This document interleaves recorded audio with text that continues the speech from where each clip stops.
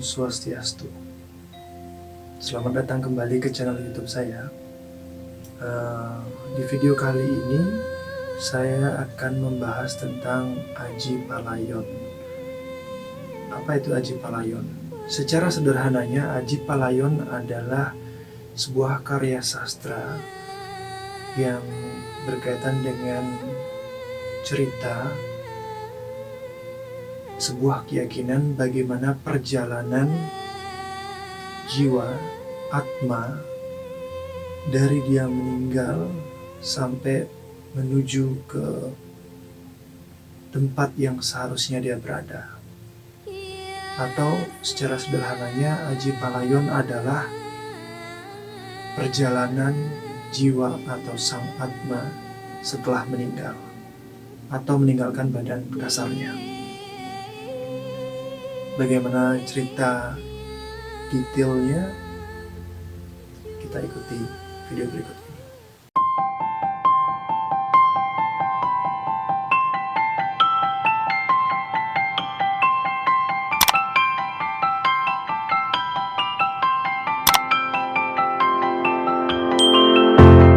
Saat kematian tiba, apakah atma langsung menuju neraka atau surga? Dalam keyakinan agama Hindu, jawabannya tidak. Ada proses dan perjalanan panjang sebelum tiba pada neraka ataupun surga. Inilah perjalanan atma setelah ajal tiba yang disebutkan dalam Kekawin Aji Palayon. Perjalanan atma diawali dengan peristiwa berpisahnya raga dan jiwa. Perpisahan itu menimbulkan kesedihan tentunya, baik bagi yang meninggalkan ataupun yang ditinggalkan, yakni segenap keluarga. Meskipun diliputi kesedihan dan akan perpisahan, sang atma tetap harus melanjutkan perjalanan menuju tempat suci yang mengadakan pemujaan kepada Yang Tripurusha, yang mengandung arti tindakan-tindakan yang dilakukan oleh atma ketika mengadakan pemujaan. Setelah selesai melakukan pemujaan, sang atma melanjutkan perjalanan menuju pura dalam untuk memuja Yang Durga.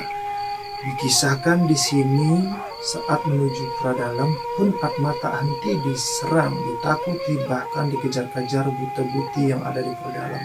Sebagai cobaan awal memasuki tahap perdana setelah kematian, yang mengandung arti perbuatan yang dilakukan oleh sang atma ketika memuja Yang Durga. Sebagai informasi, Yang Durga dipuja dalam berbagai wujud, yakni sebagai Bhagawati apabila berkuasa di Balai Agung, memberi umur panjang kepada manusia, sebagai Birawa apabila berkuasa di tempat pembakaran mayat, sebagai Dewi Putrika jika berkuasa di Gunung Agung, sebagai Dewi Danu apabila berkuasa di Gunung Batur, sebagai Gayatri jika berkuasa di tempat pemandian, dan sebagai Dewi Gangga apabila berkuasa di sungai-sungai besar atau semacamnya, dan sebagai Dewi Sri jika berkuasa di sawah. Setelah selesai melakukan pemujaan dan telah mendapat restu Yang Durga, sang Yang Atma merasa senang dan kemudian melanjutkan perjalanan meskipun banyak rintangan yang akan dijumpai dalam perjalanannya, yang artinya sang Atma selesai melakukan pemujaan dan mohon diri dari hadapan Yang Durga. Sang Atma keluar dari pura dalam pada saat itu. Bintang timur bersinar terang yang menandakan fajar menyingsing. Sang atma melanjutkan perjalanan seperti halnya dalam dunia manusia, dalam dunia kematian. Perjalanan menuju kehidupan baru tak lepas dari rintangan dan godaan. Pada langkah keluar dari pura dalam, roh sudah dihadang berbagai rintangan dan godaan. Jika memiliki kekuatan rohani yang bagus dan selalu ingat pada Sang Yang Widi, maka rintangan awal dari godaan dan itu akan membawa pada sebuah jalan baru, yaitu melintasi Sungai Serayu. Atma melanjutkan perjalanan dengan menyusuri Sungai Serayu. Rintangan yang mengancam keselamatan sang atma mulai berdatangan. Sang atma dihadang oleh seekor buaya raksasa.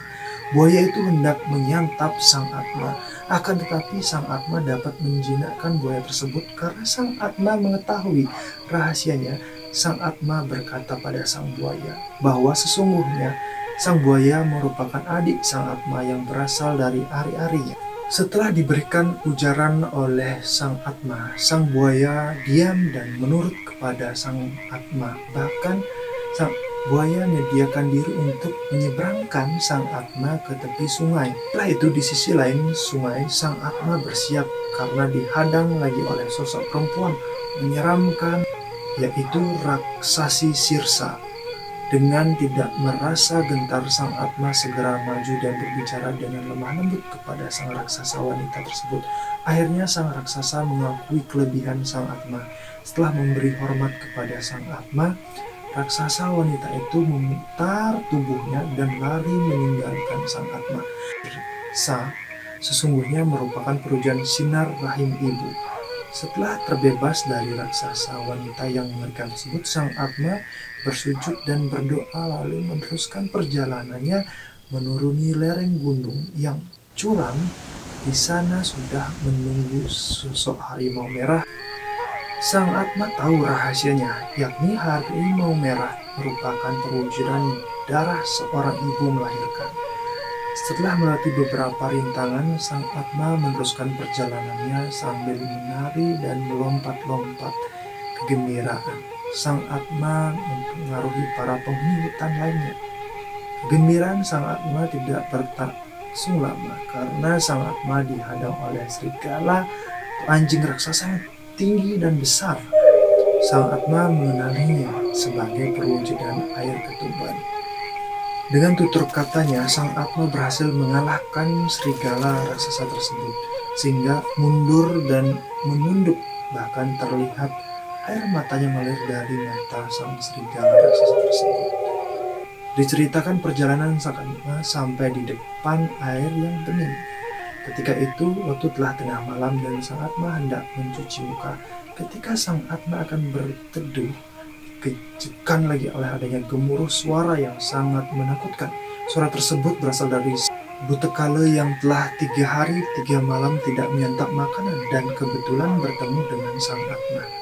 Dengan rasa ketakutan, Sang Atma berkata halus kepada Sang Butekala bahwa Sang Butekala disuruh datang ke rumah Sang Atma karena di sana telah disediakan makanan yang aneka ragam, dalam hal ini banten atau sesajen. Sang Butekala lalu pergi menuju tempat Sang Atma untuk menyantap sesaji yang disediakan keluarga Sang Atma. Perjalanan tahap demi tahap, jauh dan panjang itu belum berakhir. Setelah itu, Sang Kala Catur datang menghadang Sang Atma. Sang Atma dapat menaklukkannya lagi karena ia tahu rahasianya, yakni sebagai perwujudan Anggapati, Rajapati, Banaspati, dan Banaspati Raja. Dengan segala pengetahuannya, Sang Atma akhirnya dapat menyuruh keempat Butekala pergi ke tempat Sang Atma karena ada sesaji untuk disantap. Perjalanan yang panjang, penuh rintangan, sendiri, sangat melelahkan itu akan segera berakhir untuk Sang Atma. Maka pada saat itu Sang Atma akan tiba di sebuah taman surgawi. Suasana yang tentram dengan berbagai keindahan bunga mengiringi perjalanan Sang Atma. Di antara taman-taman surgawi penuh bunga yang indah itu ada sebuah pemandian yang indah sekali serta jernih airnya.